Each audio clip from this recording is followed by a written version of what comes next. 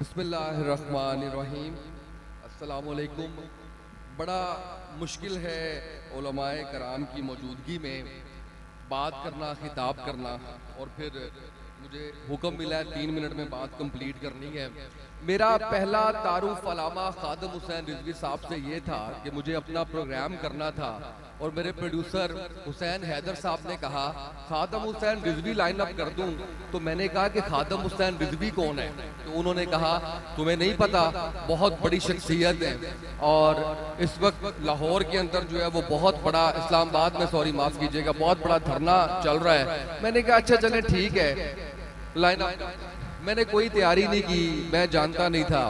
चलते चलते मुझे किसी ने कहा कि अलामा साहब गालियां देते हैं। मैंने वो सवाल कर लिया लाइव से, बड़ी खंदा पेशानी से उन्होंने मुझे जवाब दिया। ये मेरा पहला तारुफ था अलामा खादम हुसैन रिजवी साहब से। बाद में मुझे डराया गया, मुझे कहा गया कि बड़े सख्त लोग हैं, नुकसान पहुंचा देंगे, तुमने बड़े सख्त सवाल किए। मैंने थोड़ी हिम्मत की और मैंने दोबारा से इंटरव्यू लाइन अप करने की कोशिश की। तो एक शख्स से मेरा राब्ता हुआ जिसको कहा जा रहा था कि ये अलामा साहब का बेटा है। तो मेरे लिए बड़े अचंभे की बात थी। मैंने उनका नाम सेव किया, साद सन खादिम हुसैन रिजवी। आज भी यही है इजाजत से साद भाई की कि ये नाम मैं चेंज नहीं करना चाहता अपने मोबाइल में। तो मेरे लिए बड़े अचंभे की बात थी कि ऐसा भी होता है, किसी भी मजहबी जमात, किसी भी सियासी जमात के लीडर के बेटे का नंबर भी ऐसे मिल जाता है। यानी मैं अगर कहूं कि जरदारी का इंटरव्यू करना है तो बिलावल भुट्टो से बात होगी मेरी, सवाल ही पैदा नहीं होता। तो मेरा जो पहला तारुफ साद भाई से था, वो इंटरव्यू का टाइम हुआ। मैं आया तो मैं डर रहा था कि यार कोई यहाँ से मुझे मार ना दे, मैंने शायद कोई सवाल कैसा कर दिया है।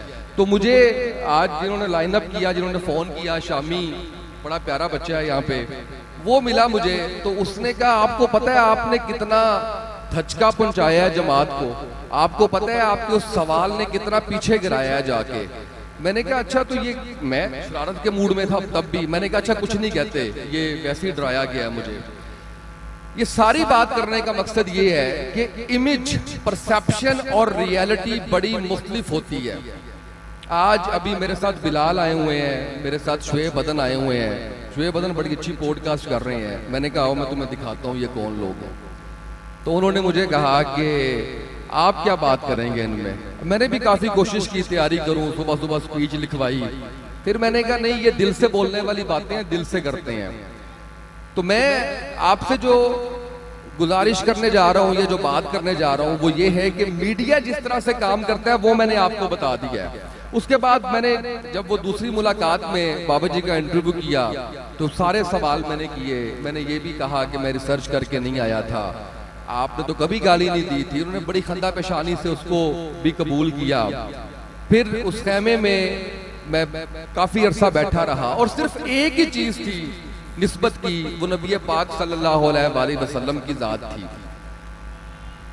और अलामा खादम हुसैन रिजवी साहब ना तो किसी मिल के मालिक थे, ना बादशाह थे, ना कोई बहुत ही अरबपति खरबपति थे, लेकिन आज जो कुछ उन्होंने कमाया है, जो कुछ आज हम देख रहे हैं, अगर मैं उसकी बात करूं तो उसके अंदर अलामा साहब ने अपने आप को एक सच्चा आशिके रसूल सल्लल्लाहु अलैहि वसल्लम अपने आप को साबित किया है।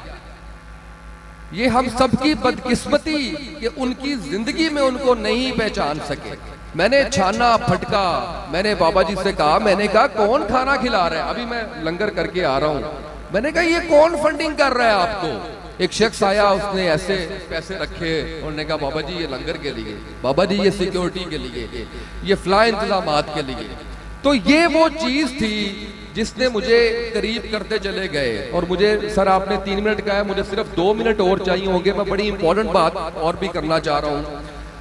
वो ये है कि अभी मैं पीछे अभी मुझे उन्होंने कहा, मीडिया ने रोका, आपके मीडिया ने, उन्होंने कहा आपने पॉडकास्ट की है साद भाई के साथ, एक सवाल मैं भी आपसे करना चाहता हूँ। जैसा आपने सवाल किया था, 4 में से एक को चुने। एक नाम लिया साद हुसैन रिजवी, एक नाम लिया नवाज शरीफ, एक लिया जरदारी और एक लिया मरियम नवाज। तो मैंने कहा सवाल ही गलत है, साद हुसैन रिजवी तो मेरा भाई है।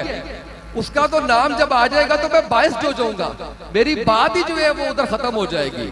तो ये जो अक्स है बाबा जी का, और जिस तरीके से साद भाई ने इस तंजीम को, इस जमात को दिन रात मेहनत करके आज जिस डायरेक्शन में लेके जा रहे हैं, उसके ऊपर कोई सवाल नहीं उठा सकता, कोई बात नहीं कर सकता। एक आखिरी बात जो मैं आपके गोशगुजार करने जा रहा हूं, ये रास्ता लंबा हो सकता है, कठिन हो सकता है, मुश्किल हो सकता है, गिराने की कोशिश की जा सकती है, गिर सकते हैं, लेकिन जिसका नाम हाफिज साद हुसैन रिजवी है वो पीछे नहीं हटेगा, वो रुकेगा नहीं, वो बिकेगा नहीं, वो कभी हार नहीं मानेगा, वो जीतेगा।